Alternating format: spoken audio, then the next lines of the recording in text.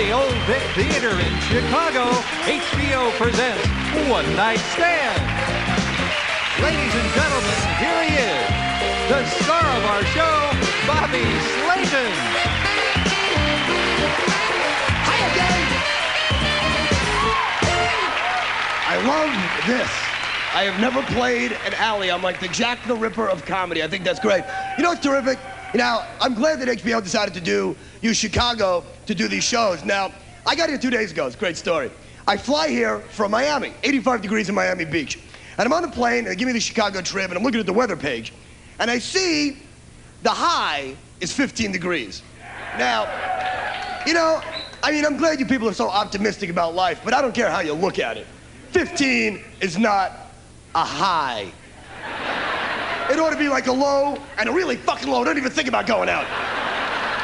Yeah, honey, it's gonna be a high. It's gonna get up to 15. It could drop to 10. You might have to take a sweater. Ooh. So anyway, get a load of this. So 2 days ago, I'm in Miami doing an anti-drug benefit. Now, when I was in high school, I did a lot of drugs, because drugs were okay when I was a kid. All right? They're not okay now. I know a lot of people are home watching on TV, and I'm not saying the drugs are okay, especially for the teens out there. But when I was a teen in the 60s, we had good drugs. All right? You know, we didn't have, well, there was no such thing as crack. You know, when I was a kid, a crack salesman just meant the guy was really good at what he did. But you know, we smoked pot, we took LSD, and yeah, once in a while some schmuck would jump out of a window. But for every guy that jumped out of a window, 300 of us saw God, all right? So, you know, you're gonna have that kind of trade-off with any recreation. You know, you go skiing, 1,000 people have a great day on the slope, some schmuck gets caught in an avalanche, right? Now, again, I'm not saying drugs are okay, although, if you look at Keith Richards, this man is the greatest living testimonial to drug abuse on the face of the earth. I mean, ladies and gentlemen, this guy is almost 50. He's making a lot of money, he's getting laid a lot, and he's playing rock and roll for 2.5 hours every night. When my father was 50, this old fart couldn't get out of the bathtub without his testicles dragging on the tile. Like a tailpipe from an old Ford Escort with the sparks shooting out. So anyway, I'm in Miami and I'm doing this anti-drug show, and it's put on by some Jewish women's group. So instead of a crowd like yourself, it's all these old Jewish broads with the eyebrows shaved off and drawn back in like Klingons. You know that look? You know, eyebrows up their head like some kind of Romulan in drag, with 8 inches of metallic blue eyeshadow like tropical fish, and they're all sitting out there. And the group is actually Jewish women against drugs. Oh, the best part. Their campaign slogan was, just say, nah, nah, nah.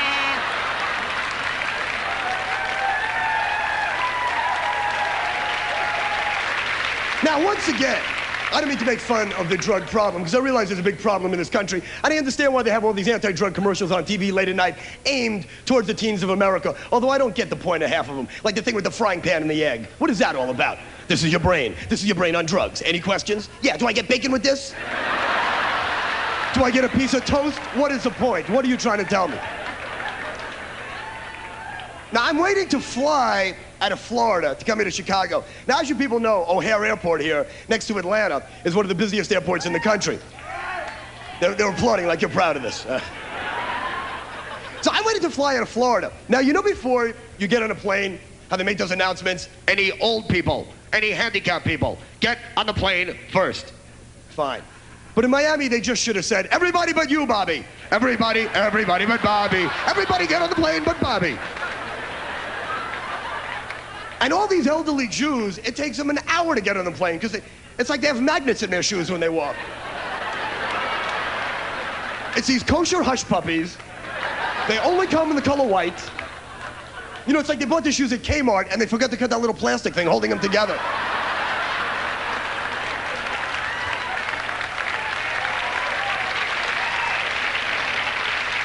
You know, I'll tell you something. I fly every week of my life, and I've never flown first class. I have no idea what they do up there. You can't even see up there. You can't even look up there because they got that curtain. What are these special people? What is with the curtain? What are they voting? What are they trying on pants? Why can't I look up there? You ever get the feeling that if your plane ever goes down, first class is just gonna break off and keep on going? See you later, boat people. We're going to Hawaii. We'll talk to you later. Now, get a load of this. So we're flying here, and somewhere, I don't know where the hell we were, but somewhere, we're in the sky, somewhere. And we hit an air pocket. This has never happened to me before, and I hope it never happens to anybody in this room. We hit this turbulent air pocket where the oxygen masks fell from the overhead compartment. Now, I never understood this whole oxygen mask idea. I mean, if God forbid your plane is plummeting towards Earth at 500 miles an hour, the last thing I want is oxygen. You know, I don't want to be sitting there, oh, honey, wake up, we're going to be dead in a second. Wake up, this is great. Wake up, breathe, look out the window, the trees are getting big. You know why? Because we're going to be dead. Wake up, you awake, you alive, we're going to be dead. 10 seconds, let's count down. My plane's going down, I want a pound of cocaine and a big fat black hooker falling on my face. Something that's going to kill me in 5 seconds.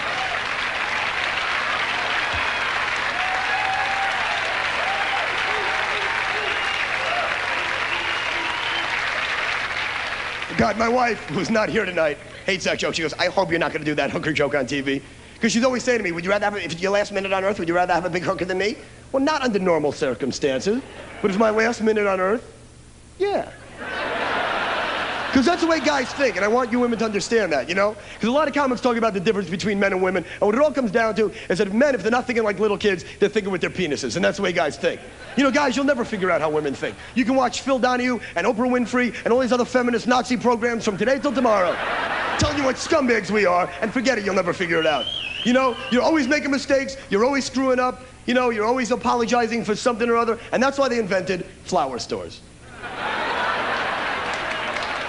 It wasn't Mother's Day or Valentine's Day. It was the other 363 screw-up days of the year. So you know what it basically comes down to? I'll tell you right now. I think for the most part, women are always accusing guys of not being romantic. And it's not that we're not romantic. Yeah, see, it's true. Oh, we'll break over those study groups and discuss this now.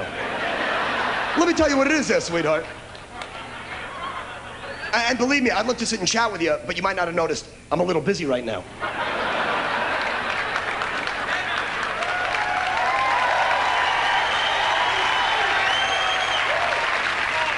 What it comes down to is that it's not that men aren't romantic, it's just that our idea of romance, women, and your idea of romance are two totally different things.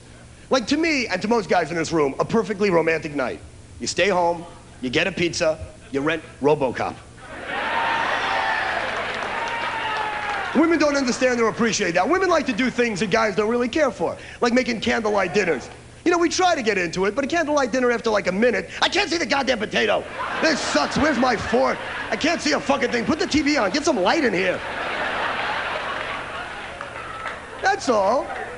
That's all it comes down to. You know, it's like taking a shower together. Yeah, of course, women, you love it, because you're the ones under the hot water. We're the ones with a shriveled up penis and soap in our eyes. Honey, I'll be over here. Let me know when you need me. Yeah, this is great. I don't know where my dick is. It's somewhere inside my intestines. I got shampoo in my eyes. I love this. This is great.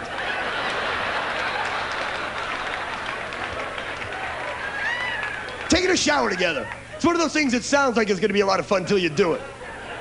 Looks good on paper. Sounds like a great idea when you get it. You know, it's like eating pancakes. You ever get this bug up your ass about once a year? Hey, I haven't had pancakes in a long time. They look good on the menu, somebody else has them, and then you get them, and they're these doughy, cholesterol-filled sacks of crap. They suck. You take 2 bites, and you pick it off everybody else's plate, wait until lunchtime. Only more disgusting than pancakes are waffles. These are like stale pancakes in the shape of a brick. Brilliant concept. I'll give you a better example of what I'm talking about. This summer, for some reason, my wife and I are driving around, and there's a miniature golf course. And my wife goes, you know, I haven't played since I was a kid. And I go, me neither. And I don't want to play because it's a stupid game. But she talks me into it, and we go to play miniature golf, and I see why I never play this, because it's so moronic. You know, we get stuck behind some third world family from Budapest with laundry on their head. They've got 12 kids who have no concept of the game. They're trying to eat the ball. One of the kids is like retarded. He's got his hand caught in the windmill. Another family's living in the fucking windmill. Yeah, it's great. Yeah, honey, this is great. We'll play another round of miniature golf. We'll go home. We'll have a pancake, candlelight dinner. We'll take a shower together. It'll be a goddamn dream fucking weekend.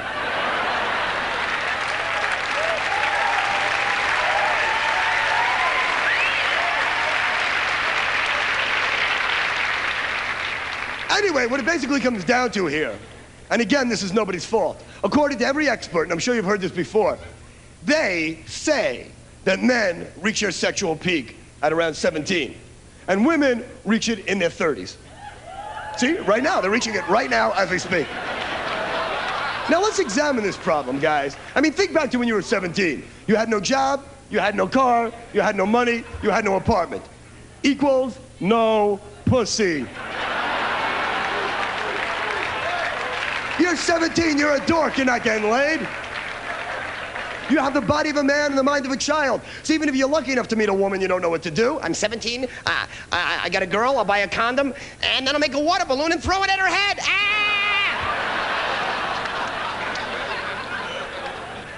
And the fact that women reach their sexual peak in their 30s, it's not right and it's not fair. Because I'm in my 30s and I love sex. It's just first, I want to see what's on cable. And you married guys know what I'm talking about. If you're married, you can buff the wife anytime you want. You're paying $10 a month for HBO, you want to watch Predator.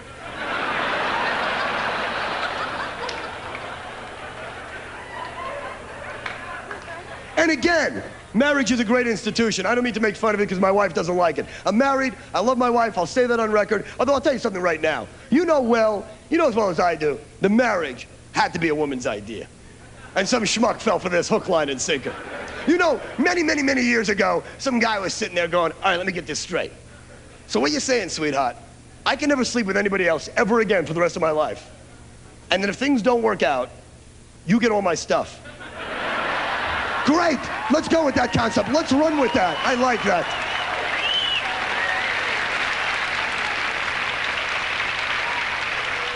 And let me tell you something right now, all right? And I don't say any of this to be sexist, but basically, men and women are different. Like I said earlier, men think with their dicks. Women don't have dicks, and they don't want dicks. I've never, that amateur psychologist crap that women want to be like men, they really want penises. I know they don't want them, and you women know you don't want them. And they certainly don't want testicles.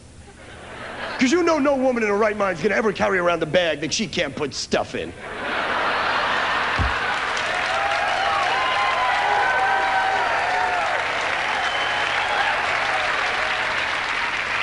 Come on, you guys know what I'm talking about. You ever have a fight with your wife, an argument with your girlfriend? What do, boys? You storm out of the room, and they know you're pissed, but they're going to chase after you. Did you hear me? Did you hear what I said? Yes, I did. Is that what you said?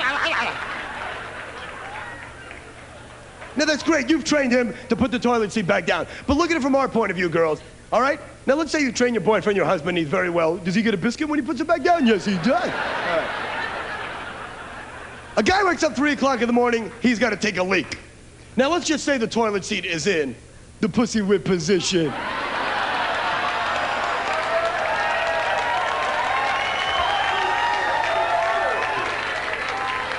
Now, 3 o'clock in the morning, you know guys aren't turning on any lights. You know, we're pretty much in that bathroom peeing by Braille. Guys just wake up and piss all over the place until we hear water, and then we try to center it.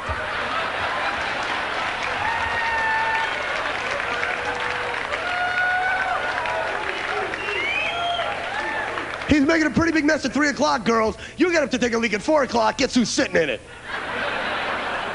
You know, I'll tell you something, too. When I realize that women have a lot of things to deal with in life that men don't think about, and I understand that, and I don't mean to make fun of it, but guys, we have to deal with crap, too. A guy wakes up in the morning with a hard-on, and women, you know they're better than anybody because you're the ones that feel it in your back. First thing in the morning, you don't know what this guy wants, your purse or your pussy. Oh, don't hurt me, just take what you want. Ow, ow, ow, oh, it's just you. Oh. All right. Guys wake up in the morning with a hard-on, we got to take a leak, we can't even stand in the bathroom. We have to stand in the hallway, try to meet the toilet as the hard-on goes away.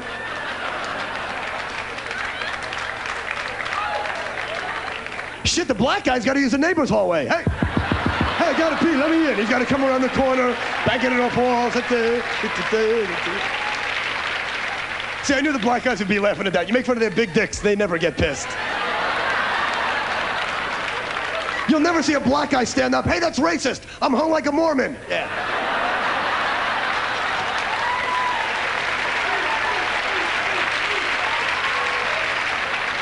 But black people, you make up names. It's like you could be making love in the backseat of a Toyota. We named the kid Tercel. Tercel, that's a good name.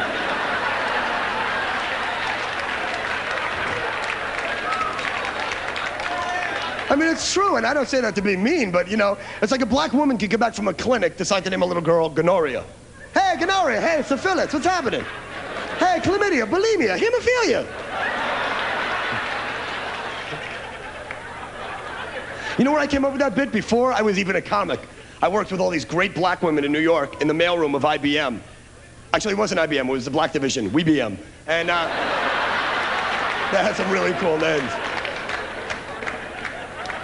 But we named our little girl Natasha. I promised her mother I'd mention her name on TV. You know what's amazing is that my daughter, you know, she wasn't planned. We just had her. I'm glad she's here, but she wasn't planned.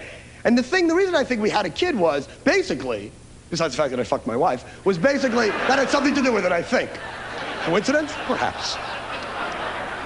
You know, my wife, when I met her, was on the pill, and she stopped taking the pill because she thought it might be messing up her body. Now, women, if you're on the pill, it may be okay and it might not be okay. You know, they say the pill's okay. It's like when they spray for medflies in California with that malathion crap. They make you cover up your cars because it can strip the paint off an automobile. But you can go outside and breathe it. No, it won't hurt you. The baked out enamel off an automobile like a piranha rips the flesh off a cow. But go ahead and breathe it. It's okay. But you know, they find that the malathion, Agent Orange, it's no good for you. Even like small little things like, I guess, caffeine and saccharin are no good for you. And if caffeine's gonna kill you, who knows what the pill may be doing? Don't you think, ladies, if you're on the pill, you might wake up 30 years from now? Hey, honey, you ever see this breast on my back? What is that? Has that always been there? What's the guy gonna say? Shut up, turn around, don't go away.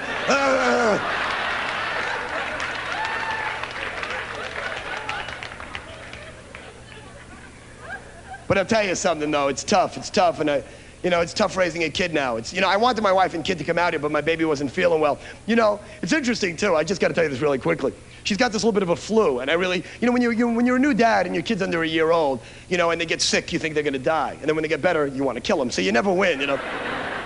So she's got this little bit of a flu, and she got a really bad diaper rash from it. And your parents know about it, I guess, Desitin. You put it on the diaper rash. And it hasn't been working. So we go to the doctor just before I came out here to Chicago, and he actually gave me a prescription for something for the baby, some kind of prescription Tushy cream, all right? $30 for a little tube of Tushy cream for the kid's crotch.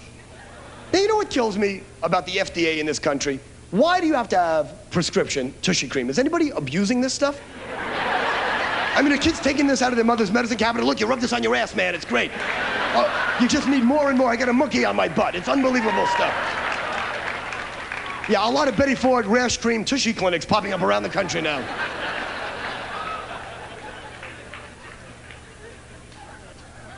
But I'm glad they didn't come out, because I guess, you know, like I said, I was in Florida working and I came here and I would have had to take them. You know, and traveling with, you know, you guys think it's tough traveling with a woman? You ever go away for a weekend? Honey, put the refrigerator back, we live here. Just take a pair of underwear and a toothbrush like I am. We'll be back in 2 days, take my word for it. But you travel with a kid, you're like Patton. All right, let's move it out. Who's got the car seat? Who's got the diapers? Who's got the baby stroller? All right, you need like 8 natives with boxes on their head. All right, men, United Flight 748, do the metal detector. See, I guess since the beginning of time, men are always making fun of women, and I guess the old Catskills 50s attitude was the thing about women drivers, which, as you all know, is a bunch of crap, because women can drive as good or as bad as anybody else. All right? It's true. But I will tell you something. The idea of putting car phones in automobiles ain't gonna help that women's driver's myth at all. I mean, between that and the rearview mirror for putting on mascara, here's an accident waiting to happen. So, gee, Sally, I was driving along. Bloomingdale's having a sale. Bam, I just hit somebody else. I don't know. They said the light was red. I don't. Why don't you just let blind people drive with seeing eye dogs running alongside the car? I mean, drunk drivers are bad enough, but at least they're concentrating on the road. I mean, they might see 8 of them, but at least, oh God, I'm drunk, I gotta see where I'm going here. At least give them an E for effort, you know? But you know what it comes down to, though? It's not women drivers. You know, when you travel around the country, I find no matter where I go, somebody's blaming somebody for the bad driving. Northern California, there's the Asian Chinese drivers. In Florida, it's the old Jews. In New York, they're yelling at the Pakistani cab drivers. And you know what it comes down to? There's just so many jerks on the road. It has nothing to do with size, race, religion, or anything like that. The problem is, gang, that it's too easy to get a driver's license in America. At 16 years old, you remember how easy it was, how thrilled you were to get a license? And all you do is you get in your car, and some goober with a clipboard gets in the car with you. And he watches you drive around the block, parallel park, and bingo zippy, you're on the highways of America waiting to kill people. You know, I mean, I think things in this country shouldn't work by how old you are, it should work by how smart you are. 16, you can drive. 18, you can vote. 21, you can drink. It's a crock of shit. 18, you can vote. It's your God-given right. Fuck that. If you're a moron, your IQ's under 100, you don't vote. That way people like Dan Quayle don't have jobs in the first place.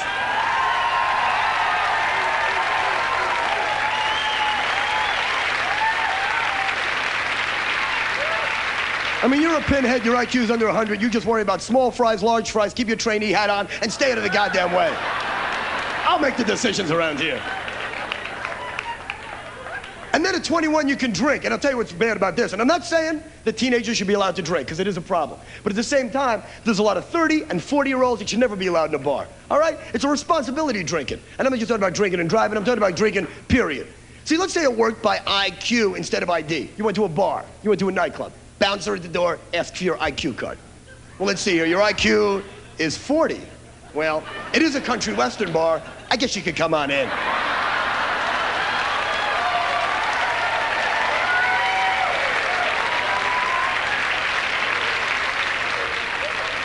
There's a lot of morons out there, folks, and they've got to be stopped.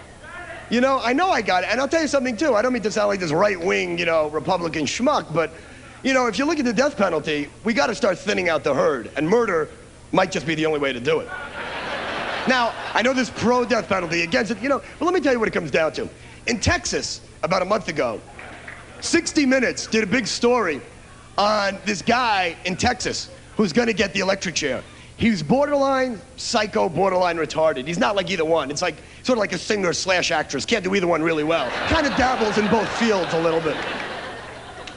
So the guy's gonna get the electric chair, and all these white, guilty, liberal douchebags around America are saying, you can't kill crazy people. They're crazy, they don't know what they did. Well, if they don't know what they did, then they don't know you're gonna kill them. Put the schmuck in the electric chair and tell him it's a fucking ride. Here you go, pal, Pirates of the Caribbean. Yo ho ho, here we go.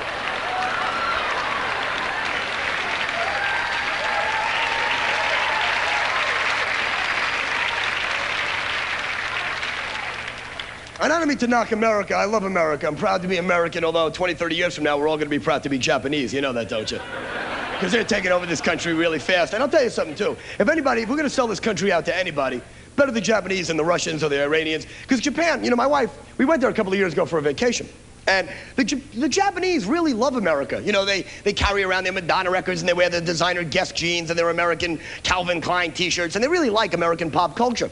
That's why I've always been amazed, and maybe it's because I live in California where there's a lot of Asian people, that people mix up the Japanese and the Chinese, because they don't look alike, they don't sound alike, they don't act alike. For example, that stuff that went down in Tiananmen Square, last year, and all the Chinese are out there all dressed like peasants, all looking exactly the same with the same haircuts. That's what's amazing. There's 1 billion Chinese guys in the world, and they all have the same haircut. You ever go to a barber shop or a beauty salon, where they have all the different hairdos on the wall? You think in a barber shop in China, they just have like 30 pictures of Mo? Yeah, I got a haircut for you. Right here, we have a Mo. You could get a Mo. Mo? Okay, a Mo. Well, you drive me crazy. I'm busy here. What are you on, Mo? We are running out of haircut. Mo. We have Mo. Right here, okay. Pete Rose. Pete Rose. But you guys have been really great tonight. I want to thank you for coming out here and watching these shows. And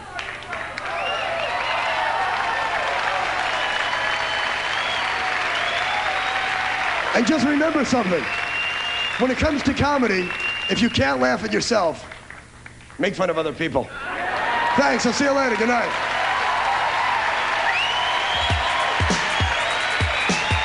Thank you very much.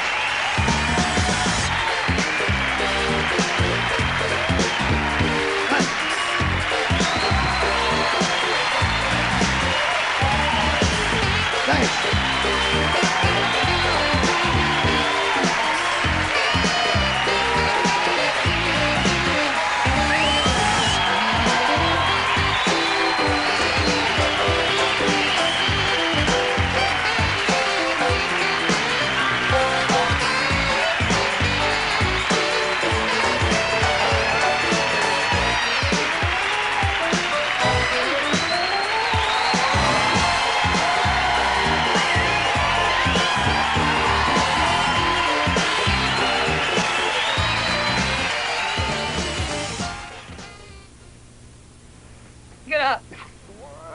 You gotta catch a plane. You've got 3 shows tonight in Cleveland. Oh, leave me alone. I'm sick of traveling. I don't want to go to Cleveland again. You've got a family to support. Maybe if you finished school, you would have a real job like your brother.